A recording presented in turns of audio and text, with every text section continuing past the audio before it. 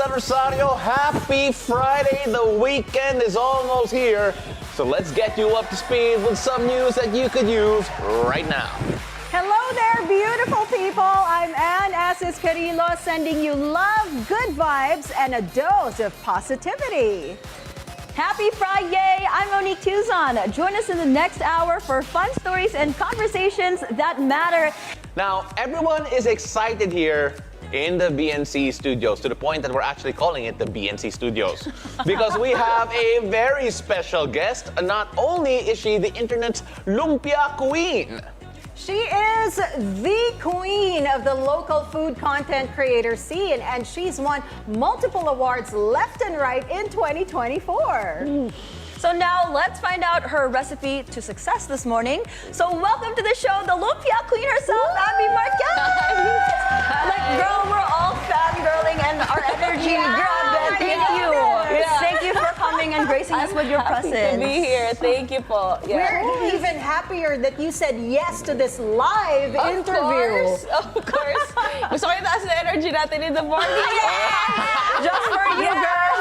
don't worry, we weren't ready also. Pero ito, iba na. But first of all, congratulations on all your success. And I want to go back to when you started muna, because just looking at what you've achieved in 2024 and even the latter part of last year, iba talaga yung trajectory mo. Yeah. Talk to yourself 5 years ago. What are you telling yourself? 5 years ago, what was I doing? I think I was in college. Oh my God. It's night and day. Night and day in every aspect. I was a college student na pangarap maging, manager sa restaurant or like be a cook. I don't even know what I wanted to do actually. Tapos, I just wanted to be fulfilled with whatever I'm gonna do. And I think I'm really, really happy where I am right now. I think I wouldn't believe it that 5 years You know, ago. since then, by the way, since that 5 years, ito, ilista natin yung mga yung mga awards ni Abby, okay? Thank you, Group 1. Ito, featured in Forbes 30 Under 30 Asia 2024. Featured in Tattlers Asia's Gentist of 2024. And of course, yung Webby Award rin. Wow. I mean, like, ito, sorry! There's more! Oh my God! There's more! We have a whole PowerPoint of you. Thank you. Pero like, this is also the first time na ginamit namin to para sa PowerPoint. Only for you! For you lang, girl! So feel special. Parang graduation. Ikaw yung host na nahihingal sa awards nung estudyante. Prof, diba? Presentation namin, Prof. Yeah, next group. Salamat. I mean, Abby, walk us through how you felt, especially like all the accolades you got. Yeah. But let's go back to the Webby Awards, because that's Okay, a yeah. huge Yeah. thing. Yeah. I watched your speech when you lifted the trophy up and you said, "This is for the Philippines." Grabe, like I was getting goosebumps. Same. Can you walk me through what was going through your mind when you were on stage accepting that award for the Philippines? Yeah. You know what? I did voice lessons a lot when I was young. Sanay ako sa stage. Pero I think yun yung time na talagang kabado, pressure. I just really wanted it to be perfect because you only had 5 words. And I even until now, like, of course, I talk about it a lot in interviews and everything. Pero really until now, every time I go back to it, feels really surreal. Na I'm wearing a Filipiniana in a room full of like Aina Garten, of people from different races. Wow. In New York, first time ko nasa New York noon. Like, what? It's crazy! Crazy! Yeah. My goodness. So, Abby, ang dami mong achievements, no? The Webby Awards, a lot of nominations as well. Grabe yung recognition sa'yo. Did you ever imagine na ma-achieve mo to when you started content creation in 2022? Na-foresee mo ba to? Na you will be getting all these things? I don't think so. Kasi when I started, it was just a hobby. And I feel like when you're a content creator, yung focus mo is always, ano yung next content na ipopost ko? Right, That's right. always it. But it really helps when you have the right people working with you because they can also think ahead for you. So currently signed right now with my management team and sila talaga yung nagbigay sa akin ng parang you have to also plan where you're gonna be 5 years from now. Yeah. Right. Kasi we all know that content creation, the industry is fairly new. Wala pa talagang nakatagal ng 30 years, 40 years because it's not even 30 or 40 year old industry. Yeah. So I think yun yung strategy namin when it comes to me. It's to make sure na you're pushing out good content but you're also putting into mind that these awards or these types of exposures like interviews and guestings, they really help as a creator. So I think that's also something like other creators should try. Because that's what's gonna give you longevity. Well, not only that, it's because at the end of the day, success is a collaborative effort. Yes. And it's not, when I say collaborative, it's not necessarily mga collab between influencers, but it's really the team, the people around you na mention mo nga. So it's so great you mention yung management mo. But of course, we also want to talk about the collabs that you did. Kasi sometimes we're scrolling through TikTok or whatever social media platform you want and then we're like, oh, Abby is with, oh my God. I know, right? Yung mga tao nalilito sila parang, akala ko nasa US ka. Akala ko nandito, bakit nandito ka na ulit? Yeah. Exactly. So what we're gonna do is that we picked out a list of some of the personalities that you worked with and we're gonna show it here on our big screen. Wow, And, And That's then, yes, so weird. Ate Icy. Oh my gosh, this one was the one when I saw it. I said, no, she did not walk in a gang for Ate Icy. It's so wild. So that was possible because I was friends with OMG Adrian. So he's this very amazing content creator who does content on like filmmaking and teaching creators good practices when it comes to their content. And he's actually Filipino. So we had a good parang hangout session and then na bring up niya na he's actually friends with Saweetie. So sabi niya, do you want to do a collab with her? And I'm like, are you freaking kidding me? Is that a question? Pero I don't know kung tinry ka maging chill na. Yeah, sure. Sige, when she's available. Try lang. Check ko kung available din ako. Pero what? Were you shaking when you were cooking her sinigang? I would have been like, oh my God, here you go. So Di ba naman? So the thing about that sinigang video is actually ano yan parang nagluto ako para tikman niya and then separate day ko na sinut yung pagluto. Parang another luto. So she's not watching you, no she's pressure. not watching, no pressure. Ayan, very busy din kasi sila. But really, the interesting thing about it is parang it's one of the few times na I'm collaborating with someone not from the cooking niche. Right, So, ito actually, parang, okay. ano may itsura nito na isang filmmaking niche at isang artist or music artist, magko-collab kami in a video, parang, what is this gonna turn out to be? And it turned out really nice. Yeah. I love it. It was amazing. How did you execute that, Bala, when you were planning the shoot with Saweetie? How did you decide to, okay, And let how me just long cook? was yung proseso na yun? Basically, OMG Adrian planned it all. Oh, nice. Thank you, OMG kasi- Adrian. Yeah, because he's a filmmaking guy, he directed it. Oh, wow. So, yeah. So, It was easier that way. It was easier that way. Yeah. Hindi ako yung in charge of production, you know? Right. But she was really nice. She was very pleasant person. I know na parang earlier that day, meron pa siyang parang nakakapagod na ginawa. But she showed up and I really love na she supports her fellow Filipinos. Right. Yeah, Nice. she's really proud about that. You know, we gotta move on and not just talk about people who support fellow Filipinos, but ito naman representing Asia. Yeah. I don't see Uncle Roger defending Uncle Asian food around the world. Roger. Maraming salamat, Uncle Roger. This was such a funny video. His comments were so hilarious. Yeah. I would always say na siya yung favorite collab ko kasi iba yung iba yung hospitality ng Asian, kapwa Asian. Yes. Yeah. Like, yun yung na-realize ko. And super funny niya, as in, off-cam, on-cam, tawa kami ng tawa Talaga? on the set. Yeah. Yeah. And Can you smack him with a lumpia wrap? that's That his was idea. hilarious. That's his idea, by the way. So wait, just to be clear, has every bit of footage with Uncle Roger been released, or did you have to really think about which? You all know that's not all the footage. You all know. If I could release a 30-minute footage, I would. You should release some bit by bit. You should do a series. Okay, good. All right, good. so we have a lot more to talk about. Actually, ang haba ng listahan fun because you work with so many great people. Let's now talk about Chef Rush. Talking about Chef Rush, again, energy with regards to all of it. Just how about Chef Rush? How was working with him? Chef Rush, kung gaano siya ka parang masculine, Yeah, strong. he's huge. Yeah. For his internet character, ganun siya ka sweetheart in person. Yeah, he is. I Such a love him sweetheart. smashing the cookies. Yeah. Parang, okay, pagpatay ng cam, he suddenly becomes, are you taking care of yourself? Are you making sure you're doing this? Yeah, I'm really happy what you're doing because you're representing a minority, ganon. Such a Such good a sweet heart. tito. Sweet tito. Sweet tito talaga. Si Chef Rush. Yeah.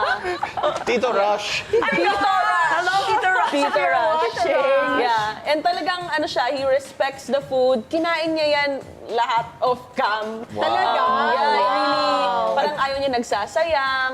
You actually are introducing Filipino food to a wider audience. And how has that been like? Kasi syempre, I'm sure you feel the responsibility. Yeah. You want to do it the right way. So Yeah. how has that been like, especially when you introduce it to Chef Rush, to well, of course, Uncle Roger probably has an idea anyway, pero approaching personalities like that.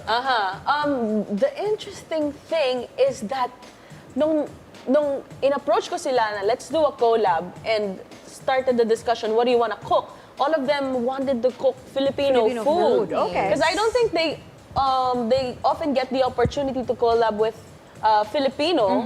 Okay. So, nanggaling lahat sa kanila yung initiative na let's cook something Filipino. But, I mean, in my head also, I really wanted to also showcase that culture. And the process was, of course, I wanted this to be as a good representative of what we really have in the Philippines. So talagang I would go to a Filipino supermarket twice a day to get the freshest ingredients. Filipino yung products, hindi siya parang kung toyo na local, Kiko man for adobo. Right. So I made sure that what they tasted and the process is really what the Filipino food tastes like here. All right, Galing. so we have 3 more collaborations that we want to discuss. QCP, sure. yung susunod, and there's so many things I wanted to ask about this. Kumusta man yung experience na to? This is actually not necessarily our cuisine, and now Yes. you're learning as well. How was that like? Iba naman. I think yung pinaka natutunan ko kay QCP is it's not just the content, the cooking or itong mismong collab, but the process of doing his content's very different from mine. So okay. what I do is I would usually start with an outline and make sure I hit all the marks when I do my videos. Pero siya, sabi ko, okay, what are we gonna do? Sabi niya, let's work it out. He just okay, wings press it. record. Oh my God, so what am I gonna say? Sabi niya, it would just come right out. Na-test yung pagka-adlib mo. Oh my God, so all his videos, ad-lib, but super entertaining. Grabe, what a talented person. And it came out to be a different you. Like, I love it. Like, it's a Filipino Abby, naging Italian. It's nice. I love the authenticity. Yeah. Even until now, na-feel ko yung anxiety na, okay, ano sasabihin ko? But he brought out a different version of me. Yes. All right, so moving on to Tina Choi. That's we're gonna talk about next. How was that experience, yung collaborative effort? Kasi it feels like working with each and every influencer, iba dapat yung approach Yeah, very different. So, Tina or Dubidobap, it was different because sinut namin yan dito sa Philippines. So, Okay. she went here to the Philippines for her personal travel and she reached out to me and ako parang, oh my God, I watch you. You're literally my idol. Na-starstruck ka ba? Oh, wild. Super kabado ako that day. Sabi ko, I cannot F this up. I need to plan everything. I need to have switch outs, as in. Pero when I met her, she was really super humble, super nice, and it just took off the pressure to really do well. So, ayan. Tina, very, very nice person. And even until now, when she's in the US, she would message me now, "Hey, are you here? Let's meet up. Let's that's catch so up." sweet. Yeah. She's a very nice person. Especially, yung, ano niya, jowaers niya, si Kevin. People also, people who follow her know that she works with her boyfriend. Yeah. The two of them help shoot. out each other for the Okay, shoots. cute. And of course, dahil pa-Christmas na, we Yes. have to talk about Jose Marichan. We have to. JMC! Yes! Cue the music. We're not gonna sing though, unless you want to. That's not our content, sorry. Yeah. I super love that. Yeah. It's so cute. So how does it feel now to be part of the Christmas spirit and tradition that is my Jose God. Marichan? That shoot with JMC, grabe.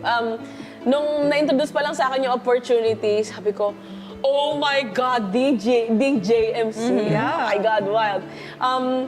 You would kind of expect na for someone this big, this iconic, he would be really parang, okay, professional and this transactional, let's do it. Pero grabe, para siyang, the nice grandpa. Yeah, Your nice yeah, grandpa. yeah. He would talk to me even after the shoot, and he would invite me for sushi. What's your favorite thing to eat? So, sushi. Sabi niya, okay, we will go sushi date that's so together. That's so sweet. Grabe, I mean, you've love worked that. with all these amazing people. Yeah. But is there one particular person or celebrity, I don't know, in mind or chef, that's your dream collaboration? If you're easy. watching. I-manifest natin. Okay, let's go. Okay. All right. And tell them straight up. Let's all hold hands Okay. and pray for this moment. Okay, All right, are you ready? Who do you want to work with? Lord, mag-collab kami sana ni Gordon Ramsay. He has a restaurant here, so it will happen. He has a restaurant here. He needs you, Abby. He does. needs you. Are you ready for his attitude? You know what? I think he's like any other chef. We see him in the kitchen, and in the kitchen, you really need to be like a proper assertive leader. Yes. Yeah, but almost every chef that I meet, when they're not in the kitchen and you're just in a very chill hangout, lahat sila mabait, lahat sila sweet. Yeah. And see, Gordon Ramsay is so different talaga. Outside the kitchen, he's so sweet to his family, to his kids. Yeah. Ibang klase. Yeah, even in Yeah. like MasterChef kids, alam mo na, yeah. mas mabait siya. See me to the To be fair, kailangan iba talaga yung approach na doon, diba? Kailangan iba. Yeah. All right, so Abby, don't go away, and please don't go anywhere either, because our conversation with Abby Marquez will continue after this short break. We're having a lot of fun here, guys. It's a beautiful day. We'll be right back.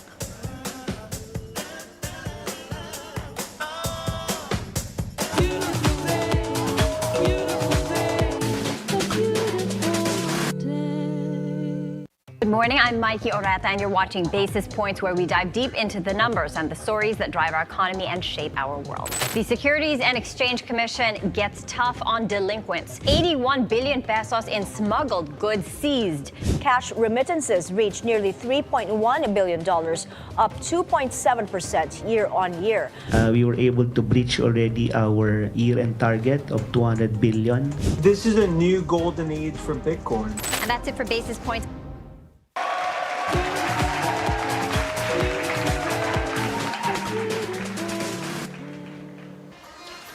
Welcome back. You're still watching It's a Beautiful Day. It's chaos in the studios, but I don't mind.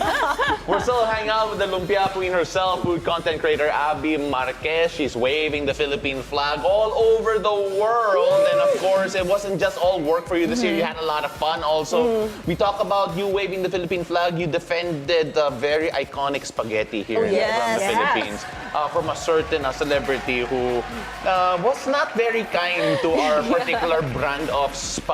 And I was so proud of you when I saw that. I said, my girl. Thank you. I think that was the bravest thing I have ever done. Yeah. And ayoko magmura, but ang ginawa. As in, sabi ko, oh my God, what did I just do? So you have to understand, I did that. His security was all over the place. I literally had a parang may security staff beside me when I did that. Oh, grabe. Ang dami kong footage na I'm just okay, we'll do this. Parang hindi ko siya magawa kasi nakakatakot baka biglang may... First of all, yung security sa background, security yan ni Benny, not yours, right? Yeah, because that's a public place. That's literally in the middle of a department store and he's doing a book signing. So, my for me to goodness. bring in food, Right? I rehearsed that at home. How many times? I don't know. Pero saglit lang naman. Isang line lang naman eh. Isang line lang naman. Yeah. I had to order the spaghetti way advanced the day before. So that's a day-old spaghetti? Yeah. Oh my gosh, the bravest thing really I've ever done. And we are proud of you. Yes. Thank you. Did he actually know that you were there? I don't think so, but I talked to him you talked after after? that. Did he say anything or did you mention like, I don't understand why you don't like our spaghetti? Yeah. Hindi naman ganun. Kasi mabait ako. So, so pumila ako. Tapos nagpakilala ko sa kanya. Sabi ko, hi, I'm Abigail Marquez. I'm a food content creator from the Philippines, the land of Jollibee. Tapos sabi niya, Oh, that's so good. All right, now that we've gone through your most controversial piece of content, I just want to know actually, kasi, all right, let's go and talk a bit about, siguro, advice to some of the other content creators who are inspired by you so much. Kasi we talk a lot about yung proseso mo and yung proseso working with other people. What is your way of working? in terms of what, kasi sobrang daming ginagawa. Maybe selecting yung content. Selecting my content. So brainstorming ideas, they actually come from different, I would say, resources like 2 a.m. thoughts, comment sections sa TikTok, at the grocery stores, may nakitang product, uy, parang gusto ko magluto niyan. Or like watching TV shows like, sabihin nating Hell's Kitchen, tapos sabihin ni Gordon Ramsay, bakit na magkakaluto mo ng salmon? So yung sa isip ko parang, kaya kong gumawa ng salmon. So gagawa ko ng salmon content. But recently, yung pinaka-interesting one is I listen to music. And then I think about ano yung magandang food video or recipe that could go with this. That could go with this. Hindi ko pa siya masyadong na-execute. But before, I've done cooking bibingka over Ben and Ben's bibingka song. Yan yung pinaka-masaya for me. Kasi yun talaga, you sit down and just let it all parang, When you come up with Visualize. ideas, are you already thinking of how it would look sa platform or are you thinking about yung concept muna? I think it's pag nag-isip ako, number one, ano yung mapupulot ng tao dito? Yung palagi. Okay. Yeah. So it always has to be something substantial. Right. And then magpa-follow na lang yung execution. Like how is this gonna work for a 60-second video? Paano siya papanoorin ng mga tao? Papanoorin ba nila? Yeah. Right. So, And then when you come up with your food recipes, let's talk about that. Because everybody has a different way of cooking, especially Filipino food. Yeah. Or like you said, like if Gordon Ramsay told you a salmon. So how do you come up with the recipe? What's your process? And do you taste test beforehand before you shoot? Kasi ang hirap nun eh. I'm really comfortable with the ingredients that I work with.